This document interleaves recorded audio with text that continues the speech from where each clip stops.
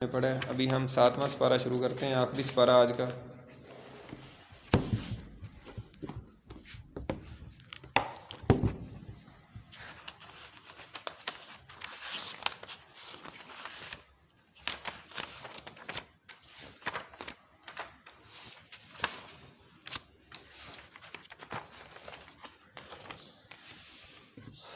اعوذ باللہ من الشیطان الرجیم، بسم اللہ الرحمن الرحیم۔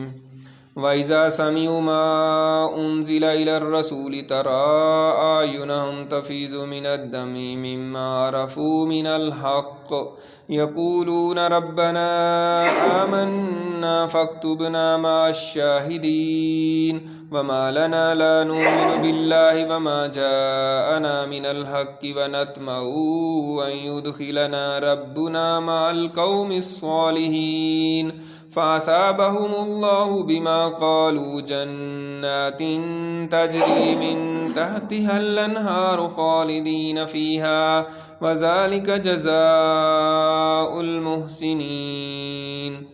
صدق اللہ العظیم۔ جیسے ابھی ہم نے کہا کہ جو نصارہ ہیں وہ نرم گوشہ رکھتے ہیں، جو اصل نصرانی تھے ان کے بارے میں اللہ تعالیٰ نے یہ فرمایا ہے، تو حقیقت ایسی ہی ہے۔ اور 7واں سپارہ یہاں سے ہی شروع ہو رہا ہے کہ حقیقی نصارہ کون تھے۔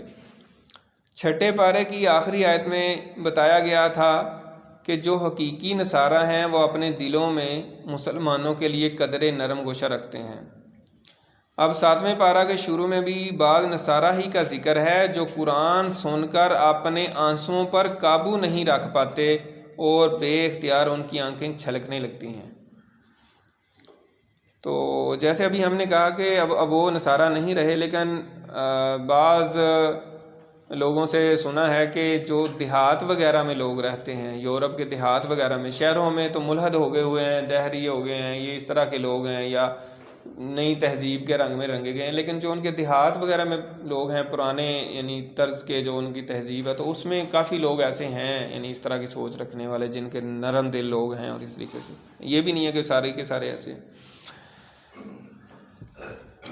یہ آیت جو ابھی ہم نے پڑھی ہے، یہ آیت حبشہ کے ان نصارہ کے بارے میں نازل ہوئی تھی جن کے ملک میں مسلمان ہجرت کر کے گئے تھے۔ انہوں نے جب مسلمانوں کی زبان سے قرآن سنا تو روتے روتے ان کی ہچکیاں بن گئیں اور ان کی داڑیاں آنسوں کی رمجم سے تر ہو گئیں۔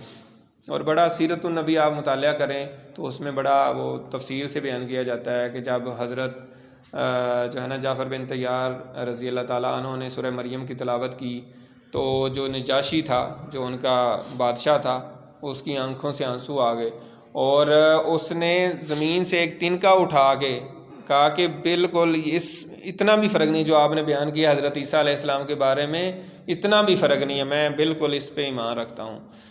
تو اچھے لوگ ہوتے ہیں جن کے اوپر دوسری چیزوں کا اثر نہ ہوا ہو تو وہ نرم دل ہوتے ہیں۔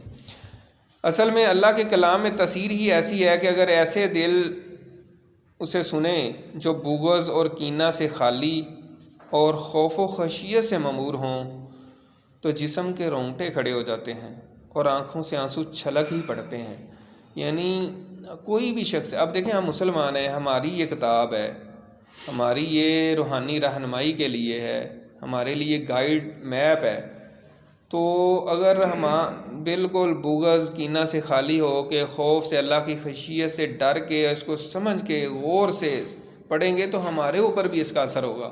اور اگر ہم صرف ایسے ہی پڑھتے جا رہے ہیں بس جیسے میں نے شروع میں بات کی ہے کہ ہم ثواب لینے کے لیے زیادہ سے زیادہ بس پڑھتے ہیں اور ہمیں پتہ ہی نہیں ہے کہ ہم کیا پڑھ رہے ہیں، تو یہ صحیح نہیں ہے۔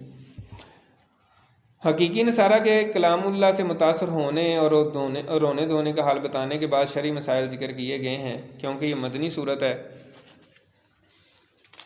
جیسے مکی صورتوں میں عام طور پر عقائد سے بحث ہوتی ہے، یعنی توحید، رسالت، آخرت پر، تو مدنی صورتوں میں جو ہے نا شرعی احکام بیان کیے جاتے ہیں۔ تو اس میں سب سے پہلا جو حکم بیان کیا گیا وہ حلال و حرام کے اختیار کے حوالے سے بیان ہے، اور یہ بھی بڑا اہم موضوع ہے۔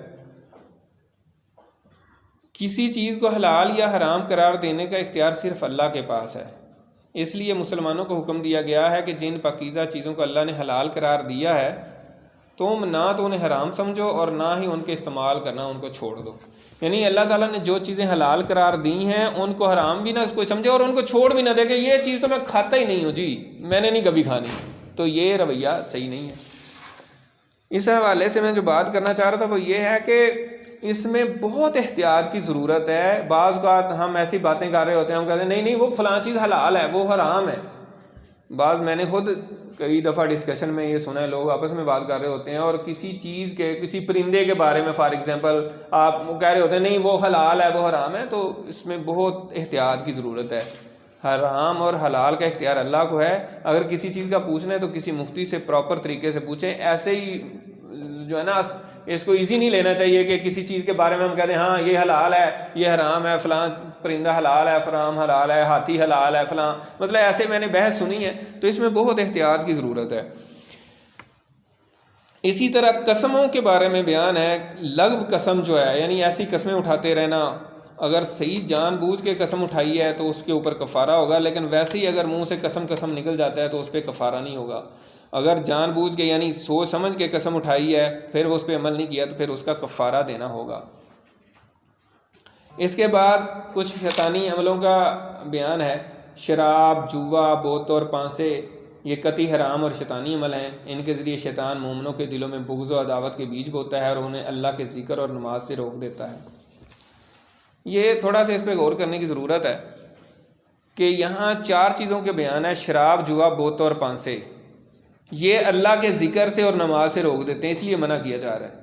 تو آج کے ہمارے معاشرے میں ہمیں ضرور سوچنا چاہیے کہ کیا کوئی اور کام بھی تو نہیں ہم کر رہے بڑا مزے لے کے جو نماز سے اور ذکر سے روک دیتے ہیں. تو وہ بھی پھر اسی کیٹیگری میں آئیں گے نا. اصل ہوتا ہے مقصد کیا ہے، کیوں یہ منع کیا گیا ہے نا. تو ان کا اصل ریزن بتائی جا رہی ہے، نماز سے اور اللہ کے ذکر سے روک دیتی ہیں یہ چیزیں. تو ظاہر ہے کوئی اور چیز بھی روک دی، جیسے کرکٹ کا میچ ہے فار ایگزامپل، اگر میچ کو دیکھ رہا ہے اور نماز بھی بھولی ہوئی ہے اور بالکل ذکر تو چھوڑ ہی دیں، تو فرض نماز اگر کوئی نہیں پڑھ رہا کوئی بھی کام کر رہا ہے تو پھر یہ صحیح نہیں ہوگا، اس سے بچنا چاہیے. ہاں اگر کوئی فرائض پورے کر کے یہ کر لے تو پھر ظاہر سی بات ہے اس کو آپ پکڑ نہیں سکتے. اس کے بعد احرام کی حالت میں شکار کرنے کا بیان ہے کہ احرام کی حالت میں شکار کرنا منع ہے، خشکی کا شکار، لیکن سمندری شکار جو ہے نا وہ کیا جا سکتا ہے. اس کے بعد جو ہے نا حرمت والے شہر کا بیان ہے. اس کی حرمت اور امن کا اندازہ یعنی خانہ کعبہ کا اس سے اندازہ لگایا جا سکتا ہے کہ حضرت عمر کے اس قول سے ہوتا ہے جس میں وہ فرماتے ہیں کہ اگر میں اپنے والد خطاب کے قاتل کو بھی حرم میں دیکھ لوں تو اس وقت تک اس پر ہاتھ نہیں اٹھاؤں گا جب تک کہ وہ حرم کی حدود سے باہر نہ نکل جائے. اللہ تعالیٰ نے اس کو اتنا مقدس اور حرم والا قرار دیا، یعنی خانہ کعبہ یا حرم کا جو علاقہ ہے جس کو پورا حرم کہتے ہیں، اس میں کوئی بھی بندہ آ جائے تو وہ اس کو آپ مار نہیں سکتے. یہاں باقی تفصیلات ہیں کہ کوئی وہاں چونٹی کو بھی نہیں مار سکتے. اس کے بعد مشرکین کے حرام کردہ جانوروں کا ذکر ہے کہ انہوں نے کچھ جانوروں کو حرام قرار دیا تھا. اللہ تعالیٰ نے کہا کہ ہم نے تو ایسی کوئی حکم نہیں نازل کی، یہ اللہ پہ جھوٹ باندھ رہے ہیں، جیسے صائبہ، بحیرہ، وسیلہ اور حام، اس طرح انہوں نے نام رکھے ہوئے تھے. اس کے بعد وصیت اور گواہوں کا بیان ہے. جب کسی انسان کو موت کی آہٹ محسوس ہونے لگے تو اسے چاہیے کہ وہ قابل وصیت امور کے بارے میں وصیت کر جائے. اس وصیت پر 2 قابل اعتماد شخصوں کو گواہ بنا لیا جائے تاکہ کل کلاں اگر اختلاف ہو جائے تو ان کی گواہی کی روشنی میں فیصلہ کیا جا سکے. اب دیکھیں اللہ تعالیٰ کیسی زبردست چیزیں بتاتا ہے کہ یار کوئی بندے کی ایسی صورتحال ہے تو وہ وصیت کر دے. اس کے بڑے اہم معاملات ہو سکتے ہیں، بزنس ہے، وراثت ہے اور جیسی چیزیں ہیں. وراثت تو بائی ڈیفالٹ وہ ہو جاتی ہے تقسیم، لیکن بڑی ایسی چیزیں ہیں جس کے بارے میں وصیت کرنی ضروری ہوتی ہے کہ یہ کس طرح ہوگا میرے بعد. تو وہ وصیت کر جائے اور 2 گواہ بھی قائم کر لے تاکہ بعد میں مسئلہ نہ بنے. بعد میں بڑے بڑے لوگوں کے مسائل پیدا ہو جاتے ہیں، مرنے والا مر جاتا ہے اور بعد میں لڑائیاں شروع ہو جاتی ہیں. اس کے بعد قیامت کے دن کا منظر پیش کیا گیا ہے. حلال و حرام کے ان مسائل کے بعد قیامت کی منظر کشی کی گئی ہے جب تمام رسولوں کو جمع کر کے ان سے سوال کیا جائے گا کہ جب تم نے میرا پیغام میرے بندوں تک پہنچایا تھا تو تمہیں کیا جواب دیا گیا. انبیاء کے ساتھ سوال و جواب کے تناظر میں حضرت مسیح علیہ السلام کا خاص طور پر تفصیلی تذکرہ کیا گیا ہے جس میں بتایا گیا ہے کہ اللہ تعالیٰ قیامت کے دن سیدنا مسیح علیہ السلام کو اپنے احسانات یاد دلائے گا. ان احسانات میں مائدہ والا قصہ بھی مذکور ہے کہ جب حواریوں نے حضرت عیسیٰ علیہ السلام سے درخواست کی تھی کہ آپ اللہ سے درخواست کریں کہ وہ ہمارے لیے آسمان سے مائدہ نازل فرمائے، یعنی ایسا دسترخوان جس میں کھانے پینے کی مختلف آسمانی نعمتیں سجی ہوئی ہوں۔ اللہ تعالیٰ نے اپنے چند احسانات گنوانے کے بعد اللہ تعالیٰ ان سے سوال کرے گا کہ اے عیسیٰ مریم کے بیٹے، کیا تم نے لوگوں سے کہا تھا کہ مجھے اور میری والدہ کو اللہ کے سوا معبود ٹھہراؤ؟ قیامت کے دن اللہ تعالیٰ پوچھیں گے۔ تو حضرت عیسیٰ اس کا جواب دیں گے کہ تو پاک ہے، میرے لیے مناسب نہیں تھا کہ میں ایسی بات کہتا جس کے کہنے کا مجھے حق ہی نہیں تھا۔ پھر حضرت عیسیٰ عرض کریں گے کہ میں نے تو انہیں ایک اللہ کی عبادت کا حکم دیا تھا، اگر انہوں نے میرے حکم کی نافرمانی کی ہے تو اے اللہ تجھے اختیار ہے، چاہے تو انہیں سزا دیں اور چاہے تو معاف کر دیں۔ اس کے بعد قیامت کی منظر کشی اور اللہ کی ہمہ گیر سلطنت کا تذکرہ ہے، اور یوں سورت مائدہ اختتام پذیر ہو جاتی ہے۔ اس کے بعد سورت انعام ہے۔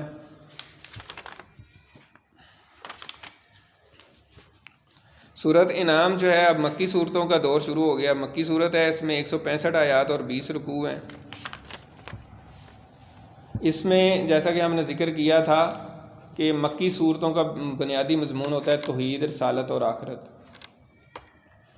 یہاں پہ سب سے شروع میں مشرکین کے غلط نظریات اور عقائد کی تردید کی گئی ہے۔ اس صورت کی ایک نمایاں خصوصیت یہ ہے کہ اس میں مشرکین کے غلط عقائد کی تردید کے لیے تقریر اور تلقین دونوں اسلوب اختیار کیے گئے ہیں، یعنی تقریری انداز میں بھی ان کو جو ہے نا ان کو جواب دیا گیا ہے، ان کی تردید کی گئی ہے، اور تلقین یعنی یقین کے لیے سوال جواب کے طریقے سے ان کو جو ہے نا بتایا گیا ہے۔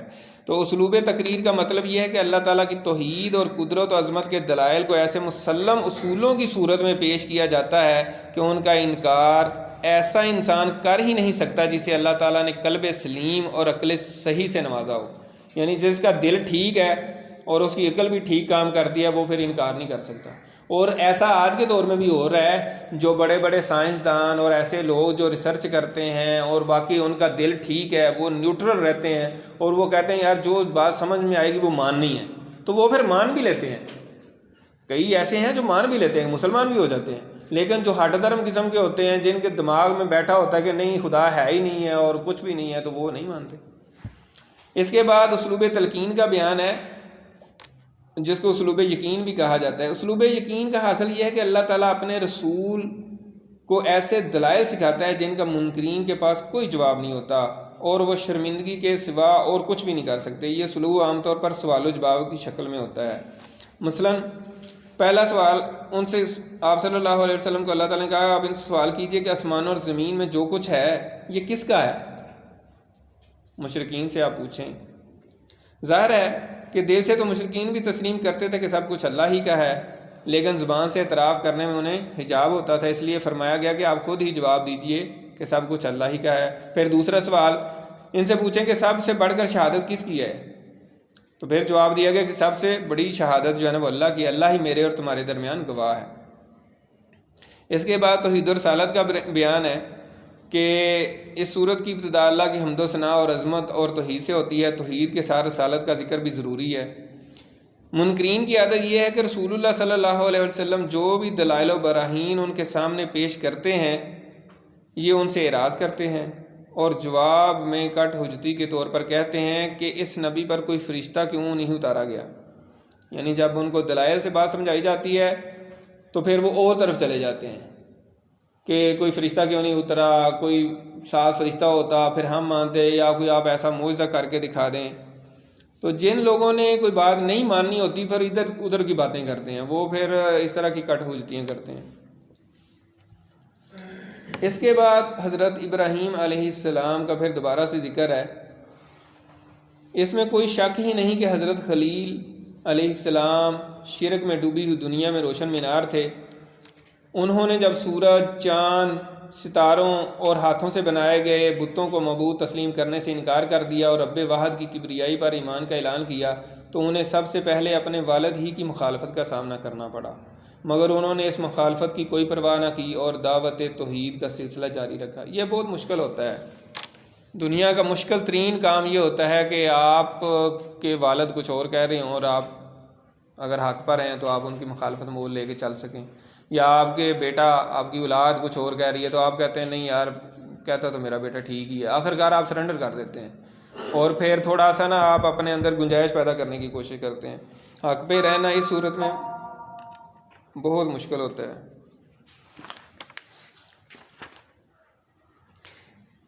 وحی اور نبوت کے دوبارہ ایسے دلائل ذکر کیے گئے ہیں جو خالق کے وجود، اس کے علم، قدرت اور حکمت کے کمال پر دلالت کرتے ہیں.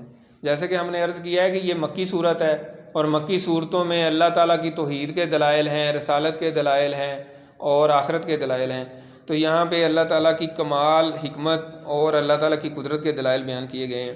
ان دلائل سے اس طرف متوجہ کیا گیا ہے کہ مقصود اصلی اللہ کی ذات و صفات ہے. جیسے میں نے کہا تھا نا، لا مطلوبہ الا اللہ، لا مقصودہ الا اللہ.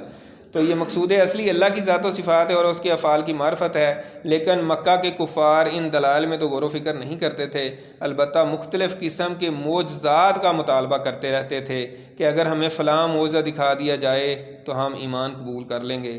حالانکہ ان کی یہ باتیں زبانی جمع خرچ اور دفل وقتی کے سوا کچھ نہ تھی، یعنی وقت ٹالنے کے حوالے سے تھا.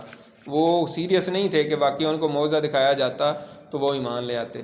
اور یہ انسانی تاریخ بڑی پڑی ہے، انبیاء کی تاریخ ہم پڑھ چکے ہیں کہ کسی بھی نبی نے جب معجزہ دکھا دیا تو بہت کم لوگ معجزہ دے کے مسلمان ہوئے ہیں، وہ پھر بھی نہیں مسلمان نہیں ہوتے تھے. تو جو معجزے کے مطالبات کرنے والے لوگ ہوتے ہیں نا، وہ اسلام قبول نہیں کرتے. جن کے دل میں تڑپ ہوتی ہے، جن کے دل میں احساس ہوتا ہے، جو تھوڑا سا ڈرنے والے لوگ ہوتے ہیں، ڈرنے کا مطلب یہ ہے کہ ان کے اندر ہوتا ہے کہ یار مجھے صحیح بات کا پتہ چلتا ہے، کہیں میں تباہ نہ ہو جاؤں. تو وہ لوگ جب ان کو صحیح بات بتائی جاتی ہے تو پھر وہ خود ہی مان لیتے ہیں. وہ کہتے ہیں نہیں، مجھے کوئی اور کچھ نہیں مطالبہ میرا، مجھے کوئی معجزے کی ضرورت نہیں ہے.